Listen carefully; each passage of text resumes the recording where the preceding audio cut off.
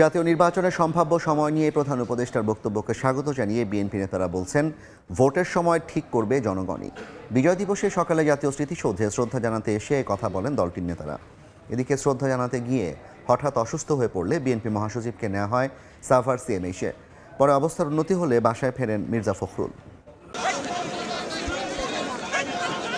বিজয়ের দিন সকাল 10টার পর দলীয়ভাবে জাতীয় স্মৃতিসৌধে শ্রদ্ধা জানাতে আসেন বিএনপি নেতাকর্মীরা, প্রতিনিধি দলের নেতৃত্বে মহাসচিব।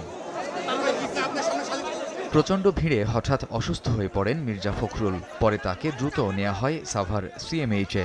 সেখানে কিছু সময় চিকিৎসা নেয়ার পর সুস্থ বোধ করলে দুপুরে বাসায় ফেরেন তিনি। এর আগে গণমাধ্যমে কথা বলেন স্থায়ী কমিটির সদস্য ডাক্তার এজেডএম জাহিদ হোসেন। জাতীয় নির্বাচনের সম্ভাব্য দিনক্ষণ ঘোষণাকে স্বাগত জানিয়ে তিনি বলেন, দেশে কবে ভোট হবে সে সিদ্ধান্ত নেবে জনগণ। প্রধান উপদেষ্টা তারপরেও গত 4 মাস যাবৎ বলার পরেও আজকে যেহেতু উনি এই কথাটি বলেছেন, এই জন্য ধন্যবাদ দিতেই হয়। বাট তারপরেও আমরা বলবো, যত প্রলম্বিত করবেন সমস্যা তত দীর্ঘায়িত হবে। অর্ধেক পাউডারে দ্বিগুণ উজ্জ্বলতা। নতুন রিন অ্যাডভান্সড অর্ধেক পাউডারে দ্বিগুণ উজ্জ্বলতা। পেশি শক্তির হুঙ্কার যেমন দমাতে পারেনি ৭১-এ বিজয় ছিনিয়ে নেয়া নির্ভয় সন্তানের উত্তরসূরিদের, তেমনি আগামীর বৈষম্যহীন বাংলাদেশে যেন অপশাসনের শঙ্কা তৈরি না হয়, তাই নির্বাচনই হতে পারে একমাত্র রাজনৈতিক বন্দোবস্ত, বলছেন রাজনীতিকরা।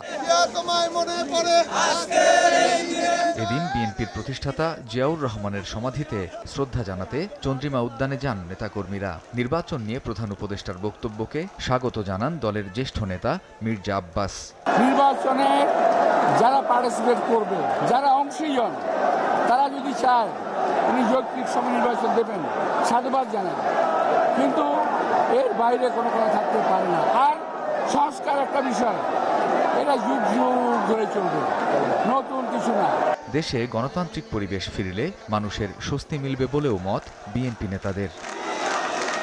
কামরুজ্জামান মামুন, সময় সংবাদ, ঢাকা।